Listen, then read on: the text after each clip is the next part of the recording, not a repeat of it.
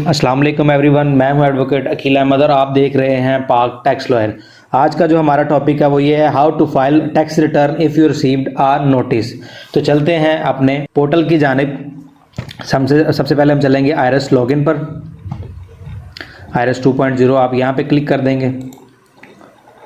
यहाँ पर क्लिक करने के बाद आपके पास ये वाला इंटरफेस ओपन होगा। यहाँ पे आपने लिख लेना है अपना जो रजिस्ट्रेशन नंबर, आपका CNIC ही नंबर है, और पासवर्ड जो आपको रजिस्ट्रेशन करते वक्त एनटीआर बनाते वक्त आया था वो लिखना है आपने।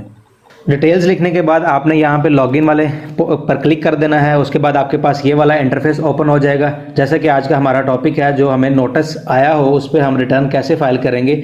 यहाँ पे ये इनबॉक्स में आपके पास नोटिस शो हो रहा होगा 1144 notice to file return of income for complete year. आपने इस पर सेलेक्ट कर लेना है। यहाँ पर जाके एरो पर बहुत सारे लोगों को कन्फ्यूजन होती है कि नोटिस पर कैसे रिटर्न फाइल करें। वो नॉर्मली अपनी रिटर्न फाइल कर रहे होते हैं यहाँ से या यहाँ से, तो उनको पता नहीं चलता भी उन्होंने कैसे करनी है। सबसे पहले आप इस एरो पर जाएंगे, क्लिक करेंगे, आपके पास यह टैब ओपन होगा। तो आपने जस्ट ये वाला सेलेक्ट करना है। ये मैं हाईलाइट कर देता हूँ, आपने ये सेलेक्ट कर देना है। सेलेक्ट करने के बाद आपके पास ये पोर्टल ओपन हो जाएगा। आप अपनी इनकम के हिसाब से, आप सैलरी पर्सन हैं तो आप अपनी एंट्री यहाँ पर करेंगे। अगर आप बिज़नेस करते हैं तो अगर आपकी मोबाइल शॉप है फॉर एग्जांपल, तो आप अपना प्रॉफिट एंड लॉस अकाउंट बनाएंगे। अगर आपको अपनी सर्विसेज देते हैं उस हवाले से फिर आप अपनी एंट्री यहाँ पर करेंगे। अगर आपकी एग्रीकल्चर इनकम है तो आप यहाँ पर आकर लिखेंगे। अगर आपका कोई फॉरेन सोर्स है तो आप यहाँ पर लिखेंगे। वो आपने अपनी इनकम के हिसाब से अपना हेड चूज़ करना है। तो सैलरी पर आने के बाद हम अपनी यहाँ पर सैलरी लिखेंगे। इन सबको क्लोज कर देते हैं। यहाँ पर आपने अपनी सैलरी लिखनी है जितनी आपकी सैलरी बनती है।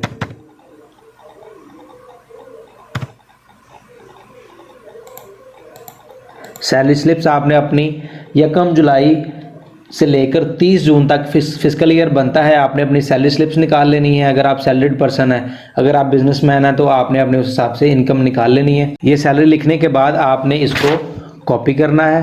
कॉपी करने के बाद आपने आना है रिकॉन्सिलेशन ऑफ नेट एसेट्स पर। यहाँ पर आकर भी आपने अपनी जो सैलरी है वो एंटर करनी है। Income declared as per return for the year subject to normal tax आपने यहाँ पर पेस्ट कर देना है।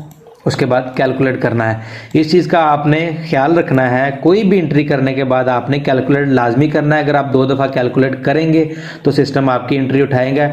यहाँ पर मैं आपको एक चीज़ बता दूँ, नोटिस पर ये हमारे पास जो पुराना पोर्टल है FBR का वो ओपन होता है, लेकिन जब आप नॉर्मल रिटर्न फाइल करना चाहते हैं उसमें न्यू पोर्टल होता है, उसमें आपको एक दफ़ा ही कैलकुलेट करने की ज़रूरत पड़ती है। अब हमने जाना टैक्स चार्जेबल में, क्योंकि जो सैलरीड पर्सन है उनको जो सैलरी मिलती है वो टैक्स डिडक्शन के बाद ही मिलती है, तो वो अपना टैक्स एडजस्ट करते हैं। तो आपने अपनी सैलरी स्लिप से अपना टैक्स भी काउंट कर लेना है कितना हो गया। तो यहाँ पे अगर हम देखेंगे इनका टैक्स एडमिटेड टैक्स में आ रहा है जी 20,819 रुपये। आपने एडजस्टेबल टैक्स पर आना है। एडजस्टेबल टैक्स पर आने के बाद आपने आना salary of employees under section 149। आपने इनकी यहाँ पे जो टैक्स इनका डिडक्ट हुआ है आपने वो यहाँ पर एंटर करना है। जो हमने इनकी सैलरी स्लिप से इनका टैक्स लिया है वो इनका टैक्स बनता है 21,300। यहाँ पर आपने इसको 2 दफ़ा कैलकुलेट कर देना है। अगर आप अब यहाँ पर देखेंगे तो विद होल्डिंग इनकम टैक्स आ गया जी 21,300 रुपये और रिफंडेबल में चला गया 481 रुपये।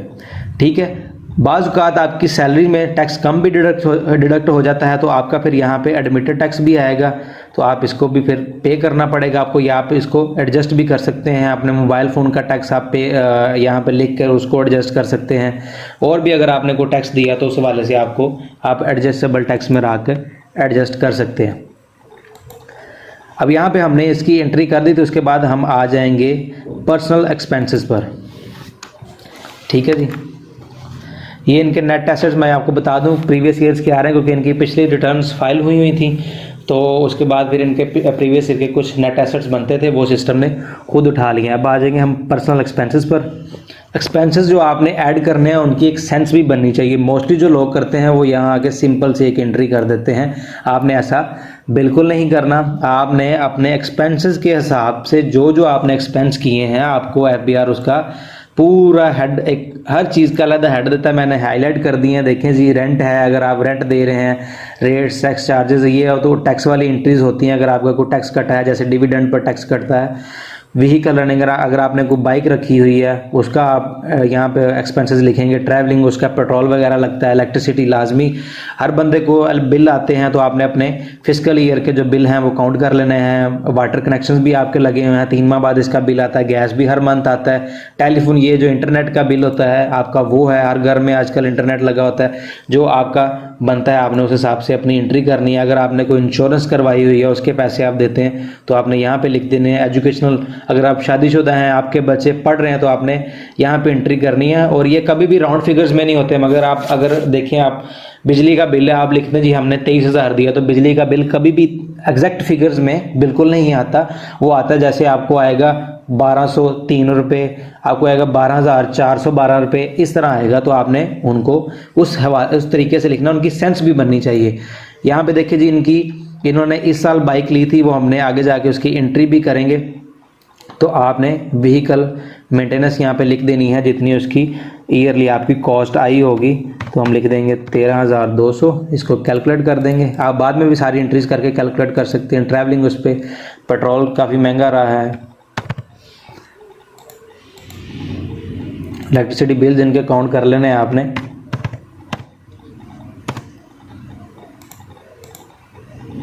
वाटर का बिल मोस्टली 3 माह बाद आता होता है और इतना ज़्यादा नहीं होता।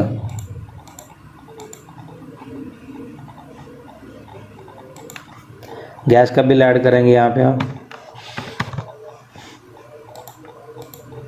अगर इन्होंने इंटरनेट लगवाया हो तो आप उसकी भी एंट्री करेंगे, अदरवाइज़ नहीं। इन्होंने इंटरनेट नहीं लगवाया, मेडिकल अगर उसमें आपने कोई ट्रीटमेंट करवाया होगा तो देन आप उसको भी एडजस्ट कर सकते हैं यहाँ पे। एजुकेशनल, आपके बच्चे पढ़ रहे हैं या आप पढ़ रहे हैं, स्टूडेंट्स पढ़ रहे हैं, अपनी फीसेस दे रहे हैं, तो आप वो भी यहाँ पर लिख सकते हैं।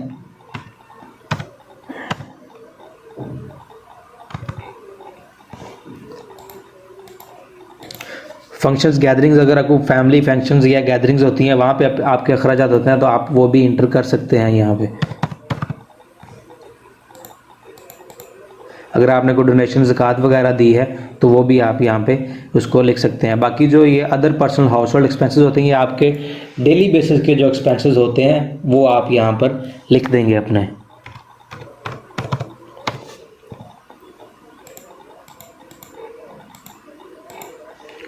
अब वापस आ जाना आपने रिकॉन्सिलेशन पर, और यहाँ पे देखना है आपके पास ये आपके अखराजात हो गए और आपके पास ये पैसे बच गए। अब आ जाना आपने पर्सनल एसेट्स एंड लाइबिलिटीज़ पर, जहाँ पे आप अपनी एंट्रीज करेंगे। तो सबसे पहले ये आ जाता है जी agriculture, property, commercial, industrial, residential property, business capital अगर आपका कोई है तो आप उसे लिख सकते हैं।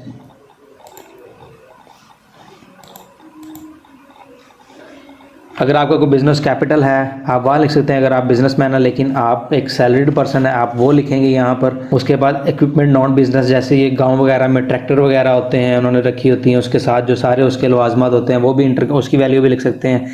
एनिमल, अगर आपने कुछ जानवर वगैरह रखे हुए हैं, आजकल पेट्स जो हैं वो काफ़ी एक्सपेंसेस आते हैं, अगर आपने वो रखे हैं तो उसकी भी आप यहाँ पर कीमत लिख सकते हैं। ये होता है इन्वेस्टमेंट, नॉन बिजनेस अकाउंट। यहाँ पर आप बहुत कुछ ऐड कर सकते हैं, आप इसको गौर से अगर पढ़ लेंगे।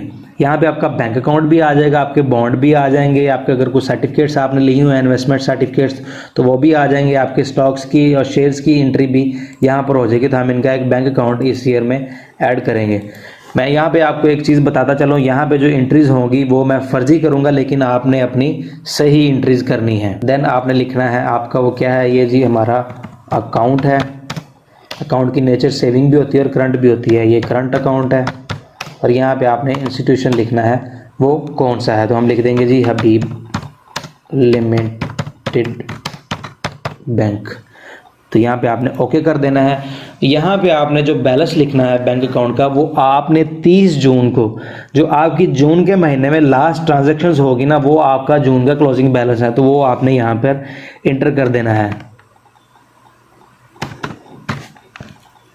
यहाँ से हम कैलकुलेट कर देंगे। इनकी जो मोटर व्हीकल नॉन बिजनेस, यहाँ पे आप गाड़ी बाइक वगैरह की एंट्री करेंगे, यहाँ पे उसका नंबर लिखेंगे। मैं फॉर एग्जांपल आपको यहाँ पे फर्जी नंबर लिख दूंगा, ठीक है जी। उसके बाद आपने लिखना है जी ये क्या है, प्राइवेट है कमर्शियल, आपने प्राइवेट लिखना है। उसकी मेक लिखना है, होंडा की है, उसका मेक मॉडल वेरिएंट वो आपने लिखना है, और कितने सीसी है वो लिखना है जी, ये 1250 सीसी है। यहाँ पे आपने ओके कर देना है, और उसकी आपने परचेज प्राइस जो है वो भी लिखनी है। आपने ये देखना है कि आपकी वो बाइक कितने की आई है, तो आपने उसकी भी एंट्री यहाँ पे कर देनी है। यहाँ से आपने कैलकुलेट कर देना है। देन आप आएंगे net reconciliation of net assets पर। उसके अलावा अगर आपने कोई एसेट परचेज़ किया, आपने घर की कुछ चीज़ें ली हैं, तो आपने यहाँ पे उसके भी एंट्री कर देनी है। यहाँ से आप कैलकुलेट कर देंगे।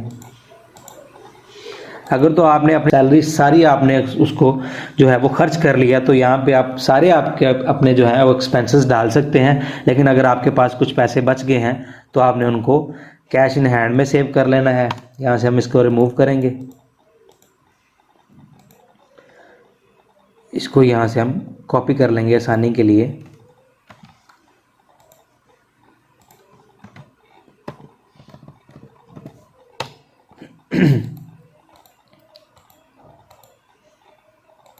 तो हमारी ये जो अनरिकनसाइल्ड अमाउंट है ये ज़ीरो हो जाएगी। ये जब तक ज़ीरो नहीं होगी, ये आपकी रिटर्न फाइल नहीं होगी। और इस चीज़ का ये भी मतलब नहीं है कि आपने इसको ज़ीरो करने के लिए कहीं भी एंट्री कर दें। आपकी एंट्री जो है वो बिल्कुल सही होनी चाहिए। ये हमारी रिटर्न रेडी हो गई है जी नोटिस की, तो आपने इनकी एंट्रीज प्रॉपर करनी है। ये मैंने आपको एक फ़र्ज़ी बताई है, जैसे आप एंट्रीज कहाँ पे और कैसे एंट्रीज करेंगे, लेकिन आपने बिल्कुल सही एंट्रीज करनी है। अपने पर्सनल एक्सपेंसेस की भी सेंस बनानी है। वो कैसे आपकी सेंस बनेंगी, आपने राउंड फिगर्स नहीं डालनी। जैसे आप बिजली के बिल की राउंड फिगर्स डाल दें, तो वो कभी भी राउंड फिगर्स में आपको बिजली का बिल, गैस का बिल नहीं आता। पानी का जो बिल है वो आपको राउंड फिगर्स में आ जाता है, क्योंकि वो 2-3 माह बाद हर जगह का अपना एक उनकी रेशो है, ठीक है। उसके बाद यहाँ आपने आना है वेरिफिकेशंस पर। यहाँ आप कोड लगाकर इसको वेरीफाई करेंगे। जो आपका कोड होगा, आप कोड अपना चेंज भी कर सकते हैं। उसके बाद आपने इसको सेव करना है। सेव करने के बाद आपने सबमिट कर देना है। मैंने आपको ये सब कुछ फर्जी करके दिखाया, तो मैं इसको सबमिट नहीं करूँगा। मैं इसको यहाँ से क्रॉस करूँगा और आपको बताऊँगा अगर आप पिन भूल जाते तो आप पिन कहाँ से जनरेट करेंगे। आप इसको सबमिट करने के बाद आप वापस इस टैब पर आ जाएंगे, ठीक है। अब अगर आपको अपना पिन नहीं याद सबमिट करने से पहले, तो आप यहाँ पर आएंगे, इसको क्लिक करेंगे, आपके पास ये टैब ओपन होगा, profile, change password, change pin.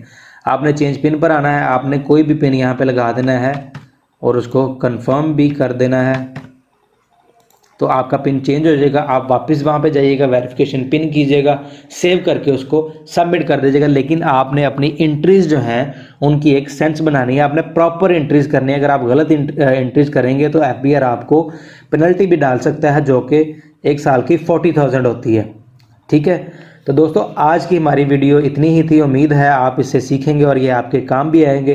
तो इंशाल्लाह मिलेंगे अगली किसी न्यू वीडियो में जो कि इन्फॉर्मेटिव होगी इसी की तरह। तब तक के लिए अल्लाह हाफिज़।